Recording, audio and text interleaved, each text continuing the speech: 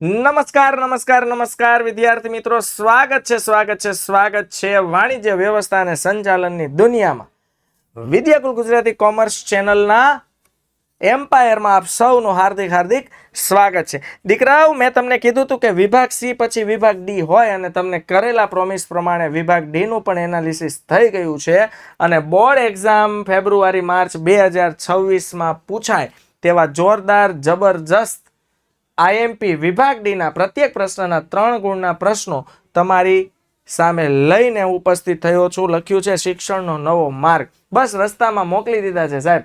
હવે એ લઈને તમારે ગહન કરીને, ચિંતન કરીને, વાંચીને, મોઢે કરીને પરીક્ષામાં છાપી દેવાનું છે. હું એમ બોલતો હોય પરીક્ષામાં છાપી દેવાનું છે એટલે તમને પ્રશ્ન થવો જોઈએ, હે સાહેબ પૂછાશે તો છાપીએ ને, એટલે હું છાપી દેવાનું એમ કહું છું, એનો મતલબ પૂછાશે, પૂરેપૂરી શક્યતા છે એમ સમજી લ્યો દીકરો. કારણ કે પ્રીવિયસ યરના ઘણા બધા ક્વેશ્ચન પેપર્સ, એ સિવાયનું ટેક્સ્ટ બુકનું એનાલિસિસ, એ સિવાય બોર્ડની મેન્ટાલિટી, પેપર સેટરની મેન્ટાલિટી કેવી હોય, બધું ધ્યાનમાં રાખીને પ્રશ્નો સેટ કરેલા છે. ડન. એટલે તમારે ક્યાંય ગભરાવાનું નથી, અટવાવાનું નથી, મૂંઝાવાનું નથી. બસ આટલું અમારા પર વિશ્વાસ રાખીને કરી લેવાનું છે. ડન. ચાલ આગળ. અને હું હવે પેન મૂકી દઉં છું કારણ કે મારે આઈએમપી લખવાની જરૂર નથી, એ બધું આઈએમપી જ છે ભાઈ. અને હું આઈએમપી આપવા માટે આવ્યો છું, સમજાવવા માટે નહીં. સમજાવવાનો સમય ગયો. હા, હવે આઈએમપી લઈને વાંચીને મંડો મોઢે કરવા. અને દીકરાઓ, જો તમારા માટે અમે મહેનત કરીએ છીએ, બદલામાં તમારી પાસેથી શું માંગીએ છીએ? એક સામાન્ય લાઈક. કારણ કે તમારી લાઈક છે ને, એ અમારા પ્રત્યેનો વિશ્વાસ પ્રગટ કરે. તમને થશે લાઈકથી તમારું શું થાય? લાઈકથી અમારું કાંઈ ન થાય ભાઈ.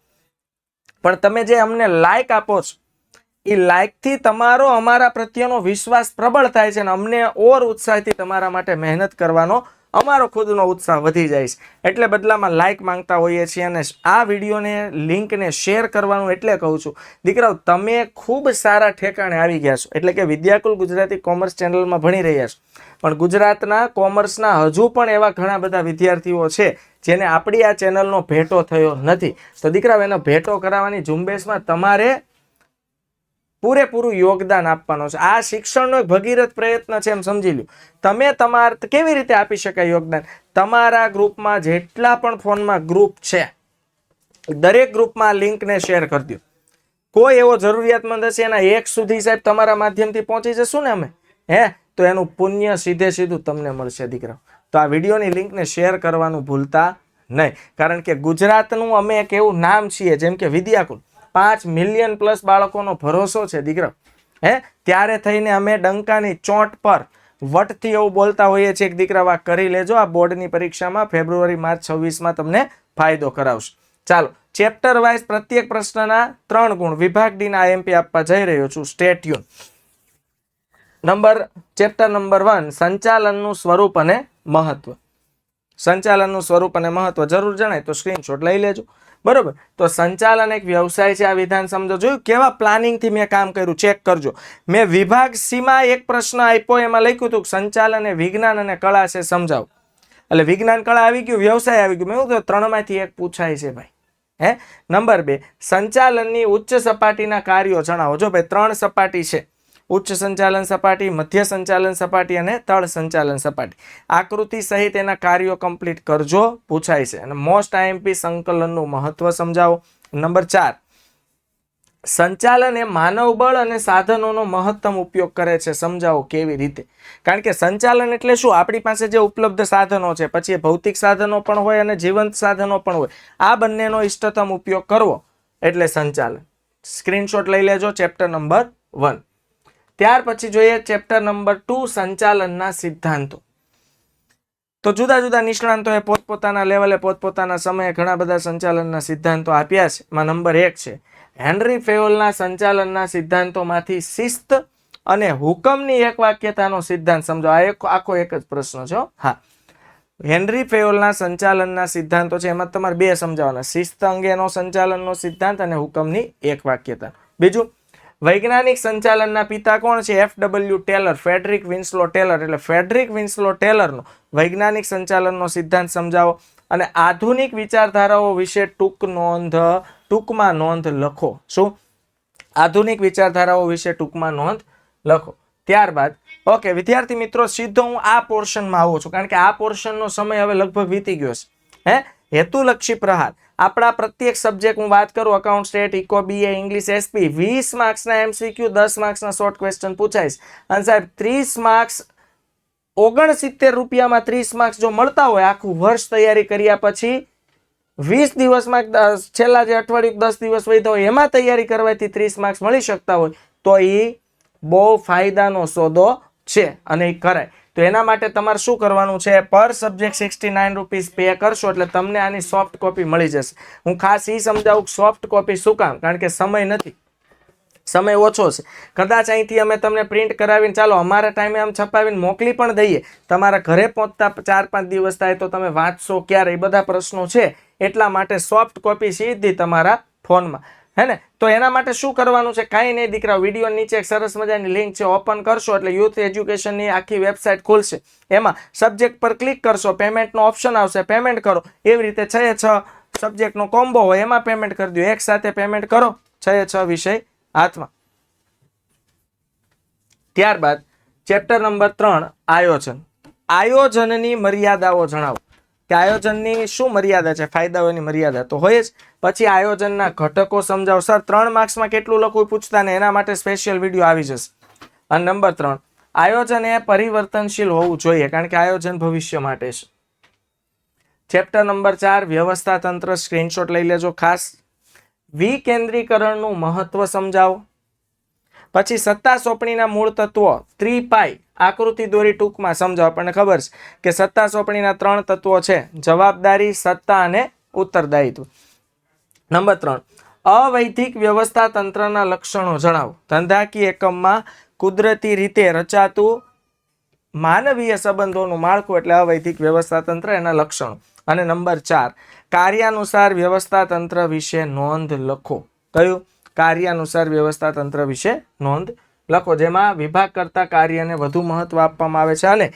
વિદ્યાયાત્રા 2.0 માં અમે જ્યારે નીકળીશું ત્યારે તમને બધાને મળવાનો એક સુનેરો ચાન્સ છે એના માટે આ વિડીયોની નીચે એક લિંક છે એક ફોર્મ ખુલશે એ ફોર્મ વ્યવસ્થિત ભરી દેજો તમારી માહિતીનું અમારે કોઈ દુરુપયોગ નથી કરવાનો અમે ભણાવવાવાળા છીએ કોઈની માહિતીનો દુરુપયોગ કરવાવાળા નથી તમારી માહિતી અમને મળશે એટલે જ્યારે અમે વિદ્યાયાત્રા 2.0 માં નીકળશું ત્યારે વોટ્સઅપના માધ્યમથી અમે અમારું કરંટ લોકેશન એમાં મૂકશું તમને ખબર પડશે કે અમે ક્યાં છીએ ડન ચાલ આગળ ચેપ્ટર નંબર 5 કર્મચારી વ્યવસ્થા તો તાલીમનું મહત્વ સમજાવો કોઈ પણ 6 મુદ્દા ત્યાર પછી નંબર 2 કર્મચારી વ્યવસ્થાનું મહત્વ જણાવો નંબર 3 પસંદગીની પ્રક્રિયાના માત્ર તબક્કાઓ નામ લખવાના 6 માર્ક્સમાં લખાય ભાઈ એને માર્ક્સ મળે શું કામ તમને એમ થાય કારણ કે એ ચેલેન્જ કહેવાય એક પ્રકાર પ્રક્રિયા હંમેશા ક્રમમાં હોવી જોઈએ તમને સાહેબ 3 માર્ક્સમાં મુદ્દાના માર્ક્સ આપે કારણ કે એક ક્રમે આડાવડો થાય માર્ક્સ એ કપાય ને પાછો હે હા અને જો એવું તમને એમ લાગે કે ના સાહેબ નો આપે તો 3 મુદ્દા સમજાઈ દેવાના ડન ચાલો આગળ ચેપ્ટર નંબર 6 દોરવણી આદર્શ નેતાના ગુણો જણાવો કે આદર્શ નેતા કેવો હોવો જોઈએ એના ગુણો જણાવો નંબર 2 નાણાકીય અને બિન નાણાકીય પ્રોત્સાહનો વચ્ચેનો તફાવત આપો 1 થી 1 ચડિયાતા પ્રશ્ન છે દીકરાઓ તમને કીધું એમાં આવી ગયું તમારે વિશ્વાસ કરીને હવે વાંચવા બેસી જવું પડે બાકી પ્રશ્નો તમને 1 થી 1 ચડિયાતા મળશે માહિતી સંચારના અવરોધો દૂર કરવાના ઉપાયો જણાવો અને મોસ્ટ આઈએમપી મેં કીધું ને માસલો દાદા હોય જ એને કોઈ ના જ ન પાડી શકે એટલે 2 માર્ક્સમાં આકૃતિ હોય 2 માર્ક્સમાં ન હોય 3 માં હોય ને 3 માં ન હોય 5 માં તો હોય જ 5 માર્ક્સમાં તો હોય જ હે તો માસ્લોની જરૂરિયાતોનો અગ્રતાક્રમ આકૃતિ દોરી સમજાવો બરોબર જો અહીંયા લખી દીધું છે વિભાગ ડી માં પૂછાય ટૂંકમાં સમજાવવાનું વિભાગ ઈ માં પૂછાય તો લોંગમાં સમજાવવાનું ત્યારબાદ ચેપ્ટર નંબર 7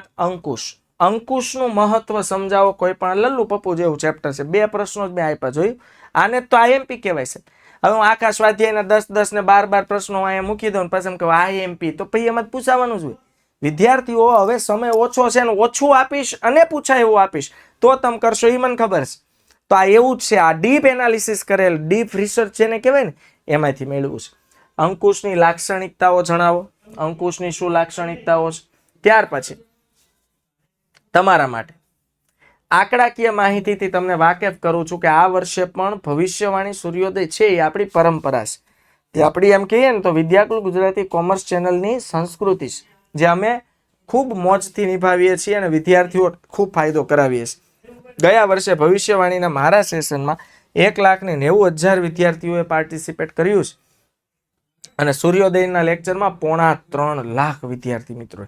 તો આવી જ રીતે દરેક વિષયમાં વિદ્યાર્થીઓનો ખૂબ સપોર્ટ છે. હવે વિભાગ ડી નાણાકીય સંચાલન પ્રત્યેકના 3. ઓકે, કાર્યશીલ મૂડીને અસર કરતા પરિબળો સમજાવો, કોઈ પણ 6.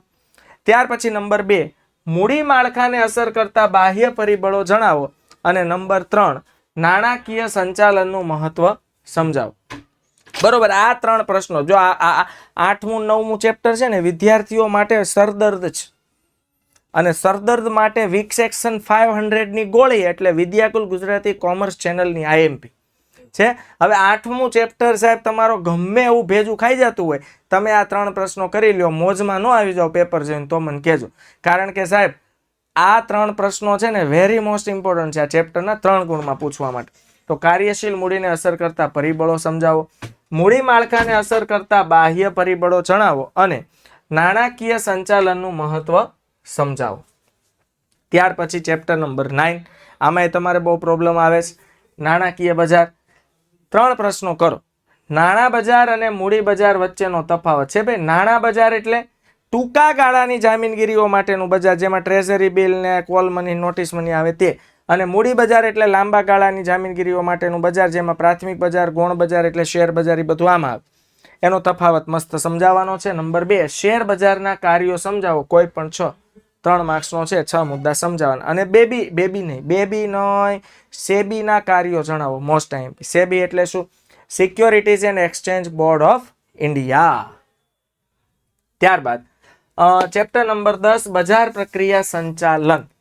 ઓકે, વેચાણ અને બજારીય સંચાલન વચ્ચેનો તફાવત સમજાવો. વેચાણ અને બજારીય સંચાલન વચ્ચેનો તફાવત સમજાવો.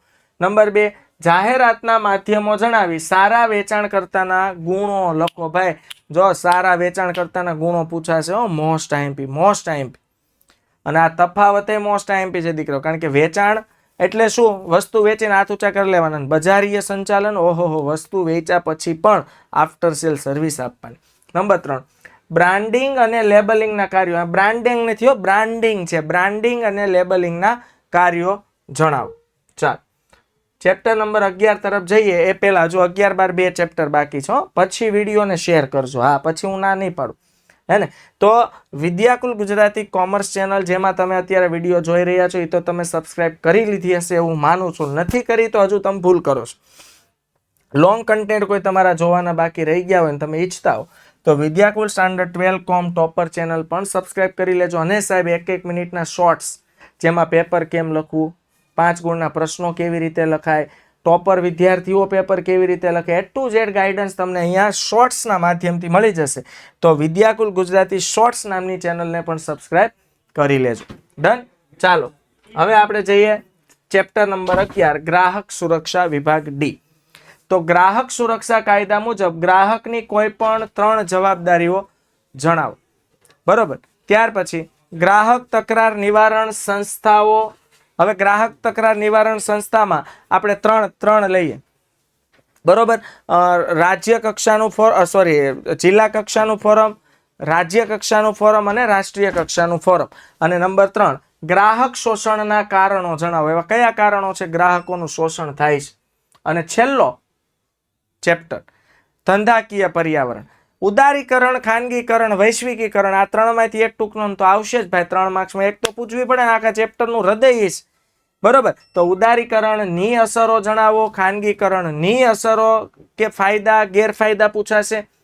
બરોબર. અને વૈશ્વિકીકરણની અસરો, ફાયદા ગેરફાયદા પૂછાશે. નંબર 3 ધંધાકીય પર્યાવરણનું મહત્વ એટલે ધંધાકીય પર્યાવરણના ફાયદા સમજાવો. દીકરાઓ અહીંયા તમને જેટલા પ્રશ્ન આપ્યા છે ને, બહુ મહેનત કરીને એનાલિસિસ કરીને સમયનું ઇન્વેસ્ટમેન્ટ હું શબ્દ બોલું છું, કારણ કે સમય ફાળવીને તમારા માટે આ પ્રશ્નો તૈયાર કર્યા છે. ને હવે હું આશા અપેક્ષા એટલી રાખું છું, ભલે મેં તમને જોયા નથી પણ તમે ડેડિકેશનથી જો આ વિડીયો જોઈ રહ્યા છો તો હું આશા રાખું છું કે તમે આ પ્રશ્નો અવશ્ય મોઢે કરશો. પરીક્ષામાં બેસો એ પહેલા તમારા વિભાગ ડીના આ પ્રશ્નો કમ્પ્લીટ ક્લિયર હશે. અને તમારી પાસે છેલ્લે માત્ર એટલું માંગવું છે કે કમેન્ટ બોક્સમાં તમારી તાકાત પ્રદર્શિત કરવાની છે.